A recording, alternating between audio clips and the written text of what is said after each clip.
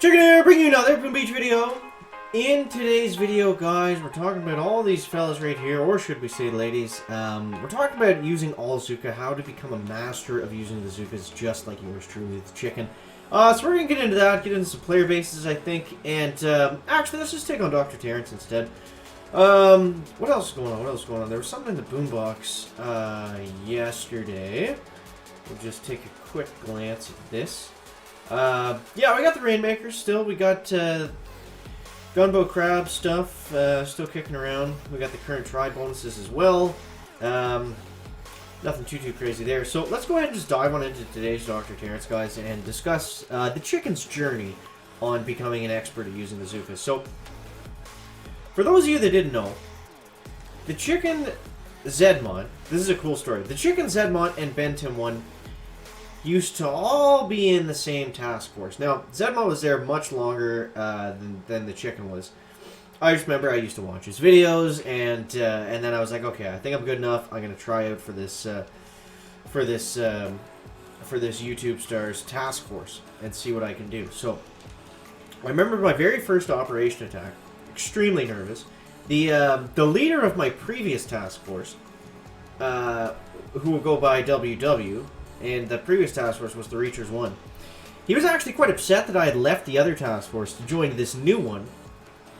And so he joined as well. And he started saying all these things like, guys, don't trust the chicken, he's a sabotager. You know, trying to get me kicked out right away.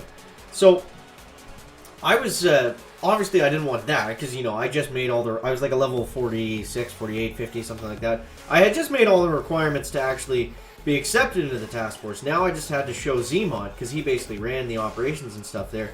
I had to show him that I was capable of helping in their operations. And so fast forward a bit, anyways. So yeah, then the leader of my old task force was in this one, and he was trying to tell them I was terrible, etc., etc. So my first attack was on what's that base? You know, it's got like the 2 packs of rocket launchers like stacked all the way across the side, and then it's got the sniper towers or whatever all the way on the other side. And you can kind of, depending where the back rocket launchers are, you can kind of get it from. You can snipe it with the Zookas just coming basically right underneath the core and sitting on the left of it, or sometimes you go up over the top of it. Either way, that was the base, and I'd never used all Zookas before in an operation. And I remember Zmot said, just follow the other guy. Just do exactly what he did. So I was like, oh, yeah, no problem. Like, just completely pretending like I knew what I was doing, right? So, anyways, I managed to get the solo. It wasn't a solo because it was hit before, but you know what I mean. I managed to take the base down. And the task force I was in previously didn't even use Zookas. So, I remember the old leader that was still in there. They hadn't kicked him yet. He was just like, oh my god, chicken. How did you do that? Or, He said something sarcastic, but he was actually impressed. It was just funny because like we had never known how to use Zookas or anything like that. I was just trying to I was just kind of making it up on the fly. So that's kind of that was my introduction to using Zookas, and I guess to finish off that story, what eventually happened there? I think. Just for whatever reason, Zmot kept the core group of those guys, and they turned into the Triangle 9 guys, which I think are still like together today, which is kind of crazy.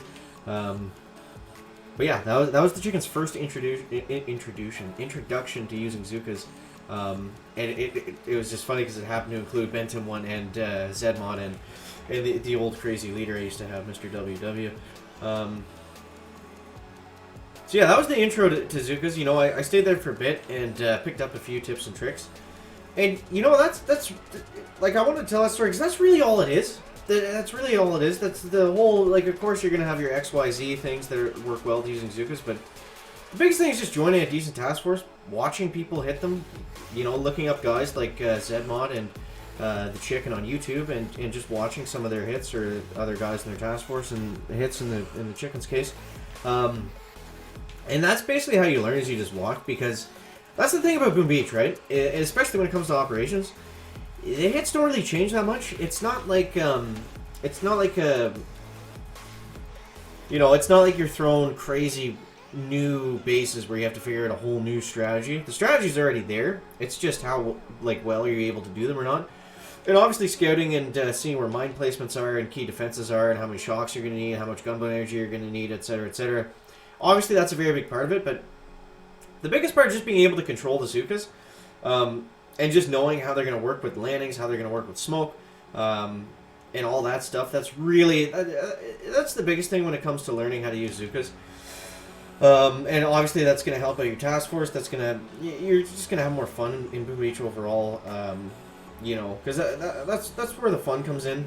That's why people keep coming back to the game. It's not for Dr. Terror. It's not for the daily events. It's not for War Factory every single week. It's for operations. It's for operations, right? And becoming a really great operations player does take a long time because you got to specifically memorize, you know, a lot of hits on these maps and things like that. But yeah, I mean, other than that, we can talk about some of the other things. So. The Zookas had a nerf a while ago, and it was, I forget what it was. It was like their, it affected their targeting or something, and it really messed up how they were used because they used to be very easy to get under just one smoke, but after this you kind of had to start using 2 smokes to deal with the new spread that they got when they locked onto to the HQ or a specific building or anything like that. See, it's very important to look out for mines, guys, and actually scout, unlike the chicken. Just like this. Stage 6, so we're going to go bang, bang, 1, 2. The machine gun is right there, but it's going to shoot over top of most of the girls, I think, so we should be okay to finish this out. The other one's kind of being a bit of a pest here. Oops. That's okay, that's okay. So yeah, I mean, get to know your landings, get to know about how much damage you're going to do. Get to know mine placements, chicken. Oh, okay, they're hiding by that statue, I think. Let's actually just throw another barrage right bit there. And we're going to go like this. 1 and 2, and then we're going to flare them all up. So, I mean, if you watch what you're doing, you're going to find where you can save smokes on landings and things like that. Walking through trees, obviously, you don't want to do too much because they are going to spread around the trees and you get kind of wonky spreads. You want to avoid things where they walk, you know, they like walls, they like angles, they don't necessarily like,